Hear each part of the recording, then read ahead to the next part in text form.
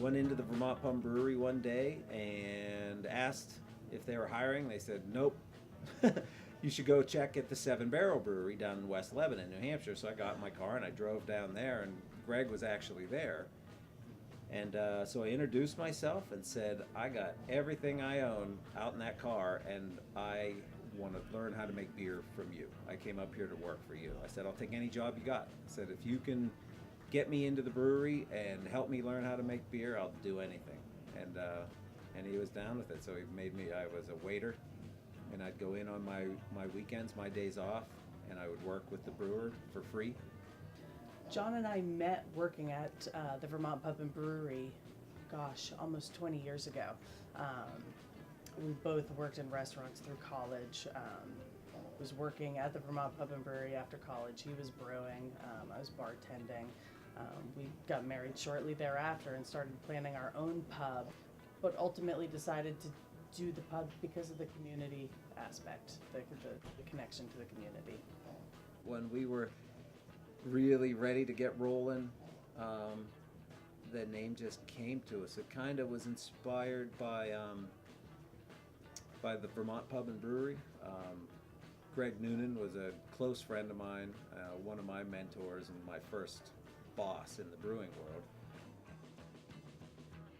One day when I was working for him, I was his head brewer back in the mid-90s, and on their logo, and it's not on it anymore, for whatever reason they dropped this out of their logo, but real little next to in their logo was the alchemic symbol, which is that symbol right there.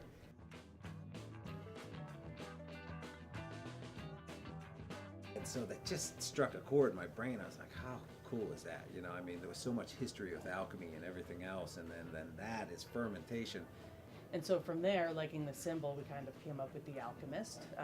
We Googled the Alchemist. We couldn't find any other businesses with that name at the time, and we decided to go with it. You know, it also made sense, the whole idea of turning matter into gold. You know, we were taking water and turning it into liquid gold. So there's...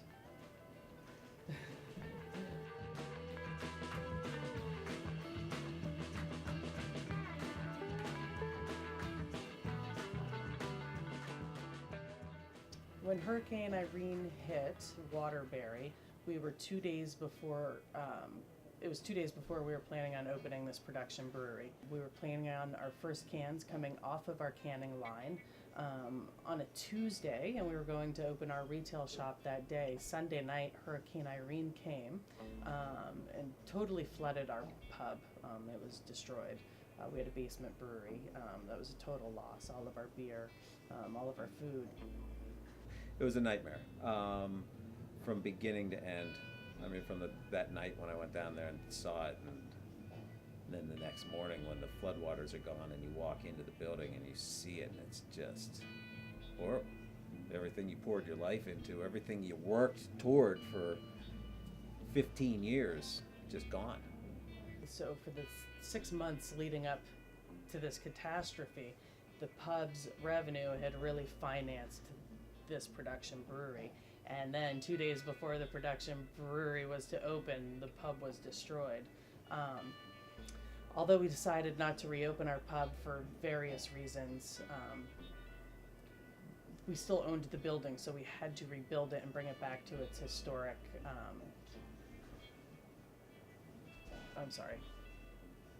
we just had to restore the building. It wasn't so bad in the end when the flood took that place away. I mean, it was heartbreaking, but where we are now, it's like it was a weird dream, a weird 8.5-year-old dream.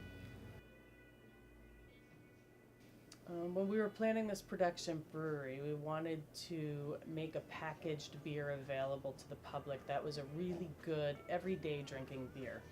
Something that was packed full of hop flavor, was delicious, drinkable, but also accessible, kind of readily available locally, not just on draft. And we chose Heady Topper. We thought it was a perfect everyday beer. It's a kind of beer where you have one can and you feel satiated. You know, it's 16 ounces, it's 8%, it's packed full of flavor. And as drinkable as it is, if you have one, you're really going to feel satisfied. Heady Topper is an American double IPA. You can have 2 or 3, maybe, you know, at least 1 or 2. But it is an intensely bitter, pretty pale ale, almost golden, some examples. Some are a little bit darker. Ours is kind of right in the middle. And it's very flavorful with hops and is very aromatic with hops. Hello, my name is Joseph, and this is Proper Hops. Heady Topper from the Alchemist out of Waterbury, Vermont. This IPA brings a gentle warmth of 8.0 ABV, 120 IBUs. It receives a 100 from Rate Beer, 100 from Beer Advocate. I guess that makes this the perfect brew.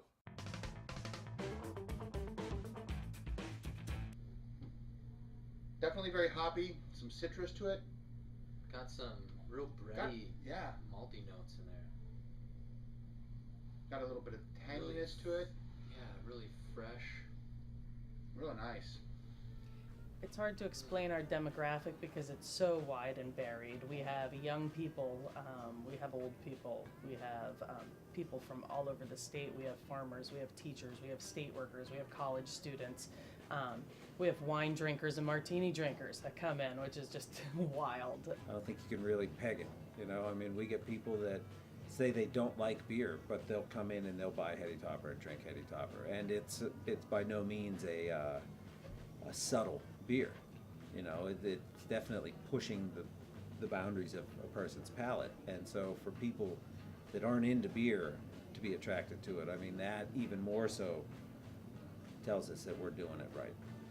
It has a nice story on the back about why you should drink it from the can. It has directions all across the rim of the brew, asking you to drink it from the can. I feel like IPAs are pretty kind of like backseat driver. Pliny has, you know, a bunch of directions about not aging it and drinking it immediately.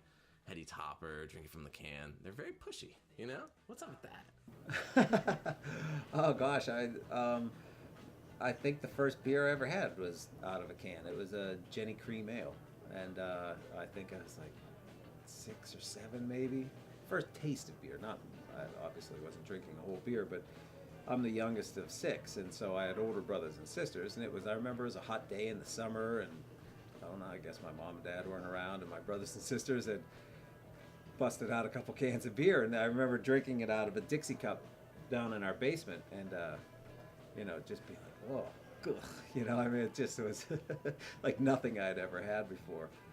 I've just always had that fondness for it. I love the sound when you crack open a can, and the idea of putting a world-class, beautiful beer in a can, I dig that. It's a cool thing, I think. When we decided that there was a need for a good, fresh, unfiltered IPA in a package, we thought long and hard what the best way was to do that. Our beer always has to be kept cold. It's fresh, unfiltered. So as long as it's cold, it won't ever see sunlight. It's purged with CO2 before it's filled with beer, and then it's purged with CO2 at the end. So it's never touched air. It is like your own personal little keg. It's just the perfect container for an unfiltered IPA. Hopefully we're going to sell every drop we make right here in Vermont, and rarely, if ever, have to send it outside the state. I mean, that's as best as it can get. Always fresh, always gone, every week. It's never sitting around on shelves. It's just at its best. We've employed a lot of our employees that used to be with us at the pub. Between all 22 of us collectively, not one of us has ever worked in a production brewery before. So I think that's pretty cool.